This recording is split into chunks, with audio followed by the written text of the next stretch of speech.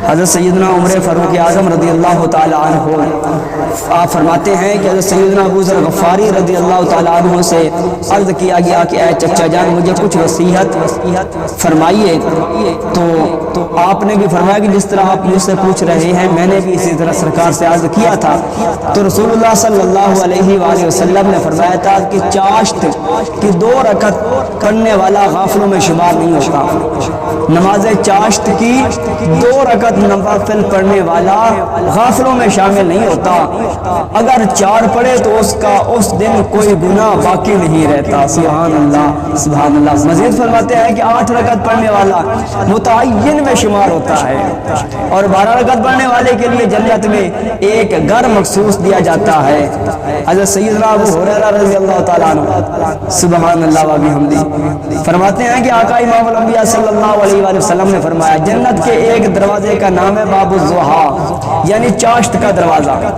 چاشت پڑھنے والوں کے لیے خوشخبری ہے، جوم جائیے چاشت پڑھنے والوں، جب قیامت کا دن ہوگا تو ایک منادی اعلان کرے گا کہاں ہیں وہ لوگ جو چاشت کی نماز پڑھا کرتے ہیں،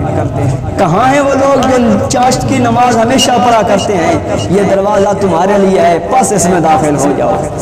سبحان اللہ۔ حضرت عبداللہ بن مسعود رضی اللہ تعالیٰ فرماتے ہیں جب آدمی نماز پڑھ رہا ہوتا ہے تو بادشاہ کا دروازہ کھٹکھٹا رہا ہوتا ہے۔ نماز پڑھنا ایسے ہے جیسے بادشاہ کا دروازے کو کھٹکھٹانا ہے،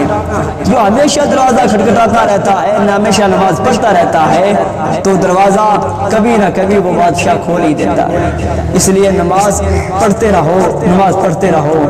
کبھی تو وہ مالک ہمارے لیے دروازہ کھول دے گا اور ہم پر اپنی کرم نوازی کی بارش فرما دے گا۔ رات کی نماز،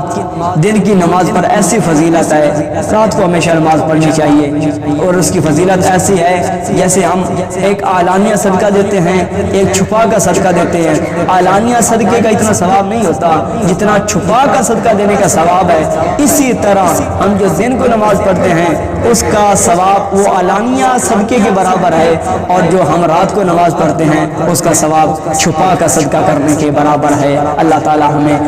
عمل کرنے کی سعادت و توفیق